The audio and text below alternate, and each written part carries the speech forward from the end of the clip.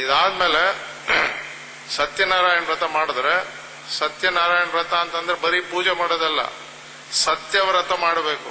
ಸತ್ಯಕ್ಕೆ ನಾನು ಪೂರ್ತಿ ನಿಂತಿದ್ದೀನಿ. ಏನ್ ಹೋದ್ರೂ ಪರವಾಗಿಲ್ಲ, ಎಷ್ಟೇ ಪ್ರಾಪರ್ಟಿ ಹೋದ್ರೂ ಪರವಾಗಿಲ್ಲ, ಎಷ್ಟೇ ಪನಿಷ್ಮೆಂಟ್ ಆದ್ರೂ ಪರವಾಗಿಲ್ಲ, ನಾನು ಸತ್ಯವನ್ನೇ ನಾನು ಪರಿಪಾಲಿಸ್ತೀನಿ ಅಂತ ನೀವ್ ಈಗ ಕೂಡ ಡಿಸೈಡ್ ಮಾಡ್ಕೊಳ್ಳಿ.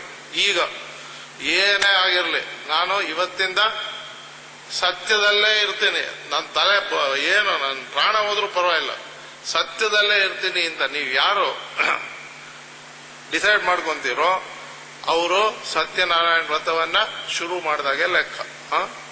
ಸುಮ್ಮನೆ ನಾ ಶುರು ಮಾಡ್ತೀನಿ ಅಂತ ನೀವು ಅನ್ಕೊಳ್ಳಿ ಸಾಕು. ಆ ಸಂಕಲ್ಪ ಮಾಡ್ಕೊಳ್ಳಿ, ನಾನು ಇನ್ಮೇಲಿಂದ ಸತ್ಯವಾಗೇ ಇರ್ತೀನಿ ಅಂತ. ಸುಮ್ಮನೆ ಅನ್ಕೊಂಡ್ರೆ ಸಾಕು, ಅದಕ್ಕೆ ಪೂರ್ತಿ ಮಾಡ್ತೀನಿ ಅಂತ ಅಂದ್ರೆ ಪೂರ್ತಿ ಇವತ್ತಿಂದ ಈಗಿಂದ ನಾನು ಸತ್ಯಕ್ಕೆ ನಿಂತ್ಕೊಂತೀನಿ ಅಂತ ಮಾಡಿದ ತಕ್ಷಣ ಸತ್ಯನಾರಾಯಣ ವ್ರತದ ಫಲ ಬರಕ್ ಶುರು ಮಾಡ್ಬಿಡುತ್ತೆ.